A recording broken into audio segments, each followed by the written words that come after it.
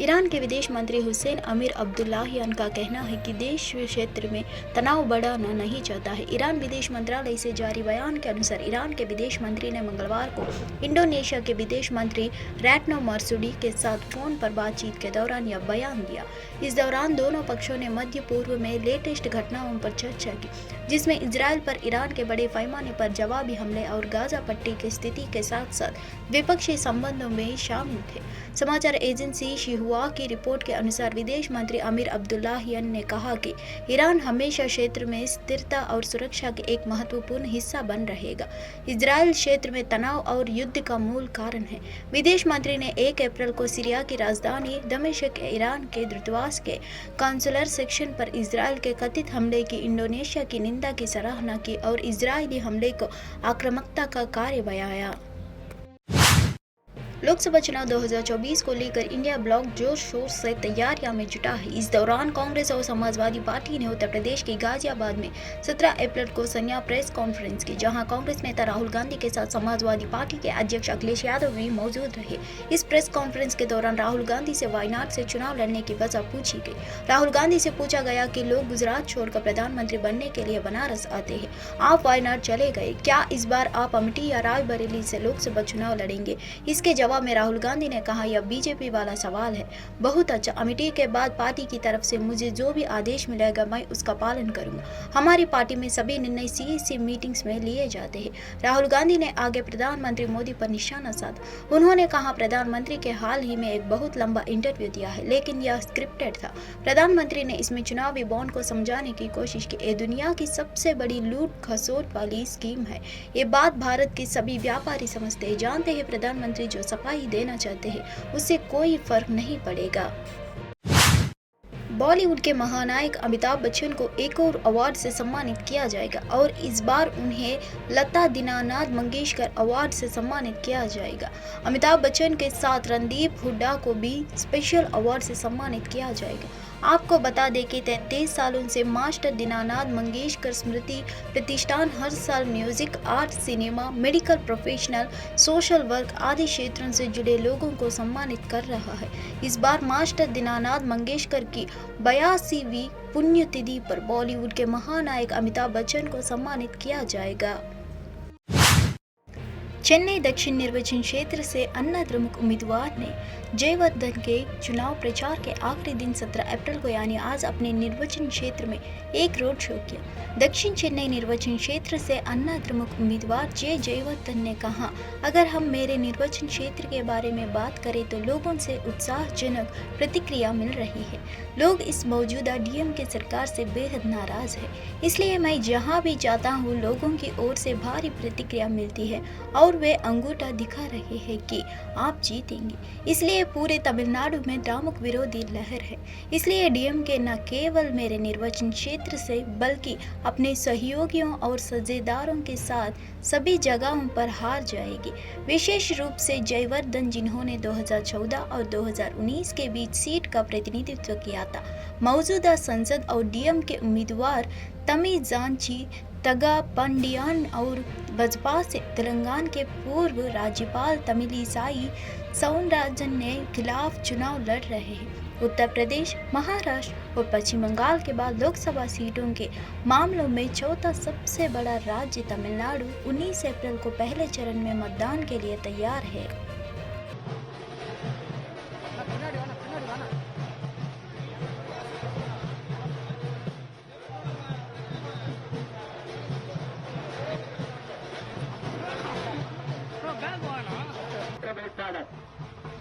புரட்சிபாரதம், SDPI கட்சி, தேமுதிக கூட்டணி கட்சிகளின் அன்பை பெற்ற வேட்பாளர், அனைத்திந்திய அண்ணா திராவிட முன்னேற்றக் கழகத்தின் வெற்றி வேட்பாளர்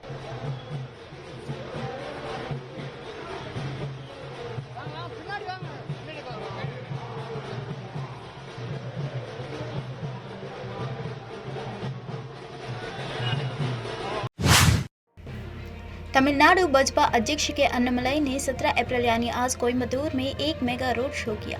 वह कोयम्बटूर लोकसभा क्षेत्र से बसपा के उम्मीदवार भी है। अन्नामलाई की एक झलक पाने के लिए हजारों बीजेपी समर्थक सड़कों पर उमड़ पड़े।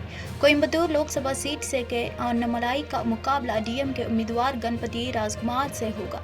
तमिलनाडु में 2024 लोकसभा चुनाव के पहले चरण में 19 अप्रैल को मतदान होगा। वोटों की गिनती और नतीजों की घोषणा 4 जून को की जाएगी।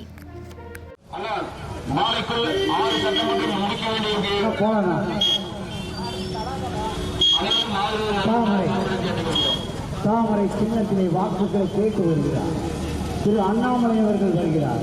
சகோதர சகோதரிகளே, நாளை மறுநாள் நடக்கக்கூடிய நாடாளுமன்ற முதல் சின்னம் தான். முதல் சின்னம் அம்மா, முதல் சின்னம்மா தாமரை. 1ஆம் நம்பர் சின்னம் அக்கா, 1ஆம் நம்பர் சின்னம்மா தாமரை. தாமரை தாமரை கேட்டு தாமரைக்கு अयोध्या में रामनवमी के मौके पर रामलला के सूर्य तिलक का अद्भुत नज़ारा देखने को मिला। अयोध्या में राम मंदिर के निर्माण के बाद रामलला की ये पहले रामनवमी है।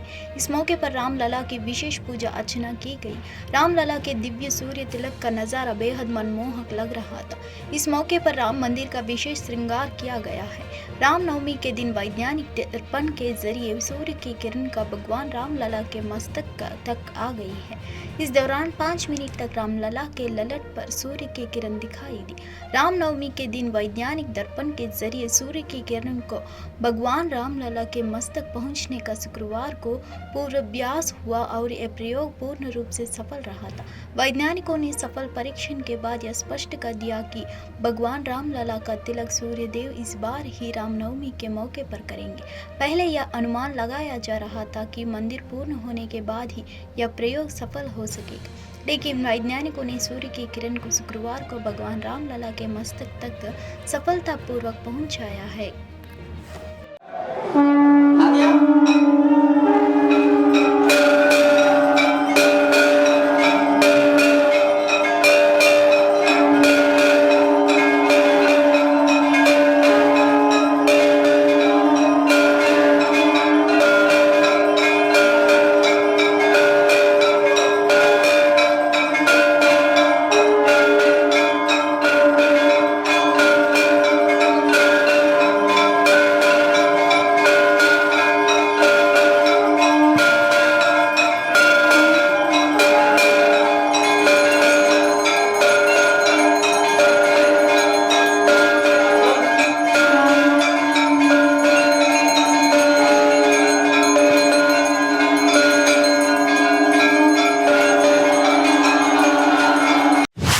प्रधानमंत्री मोदी ने बुधवार को असम के नालबाड़ी से रामलला के सूर्य तिलक को देखा है।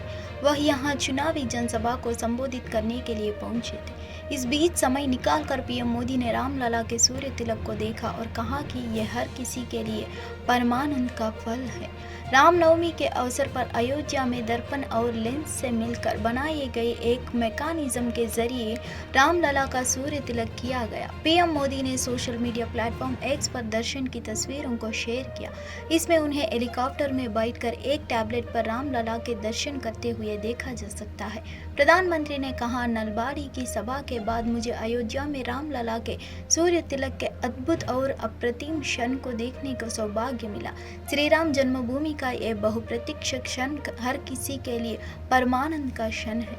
यह सूर्य तिलक विकसित भारत के हर संकल्प को अपनी दिव्य ऊर्जा से इसी तरह प्रकाशित करेगा। बता दें कि असम के नलबाड़ी की अयोध्या से दूरी 1100 किमी से ज्यादा है।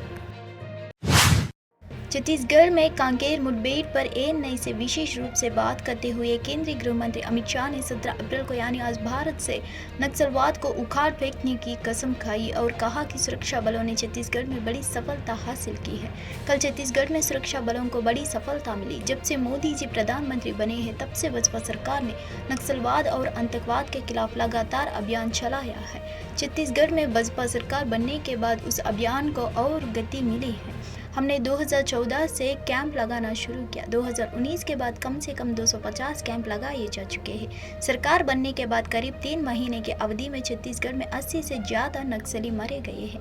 125 से ज़्यादा गिरफ्तार किया गया है और 150 से अधिक नक्सलियों ने आत्मसमर्पण किया है। मुझे पूरा विश्वास है कि यह आगे भी जारी रहेगा और बहुत कम समय में मोदी जी के नेतृत्व में हम देश से नक्सलवाद को उखाड़ फेंकेंगे।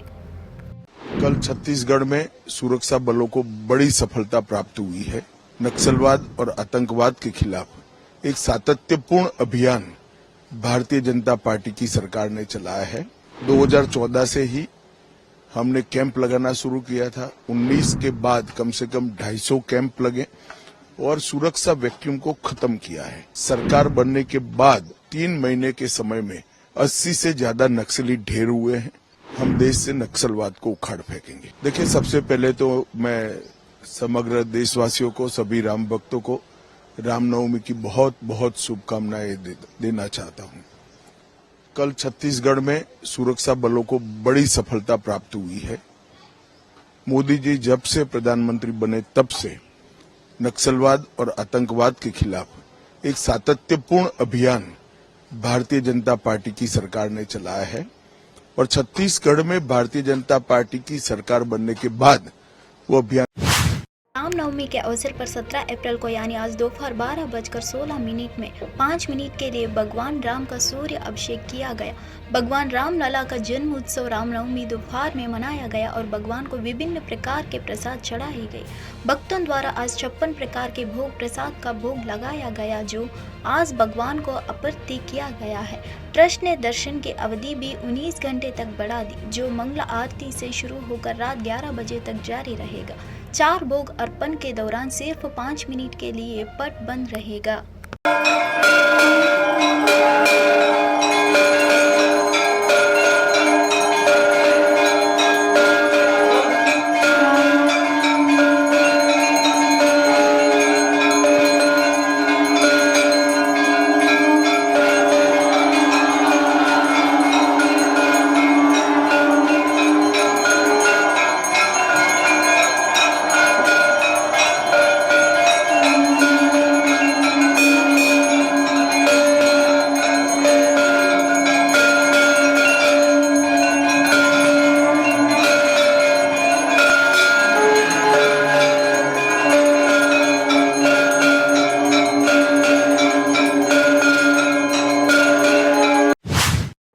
यूपी के सीएम योगी आदित्यनाथ ने 17 अप्रैल को यानी आज गोरखपुर में रामनवमी के अवसर पर गोरखनाथ मंदिर में हवन पूजा की।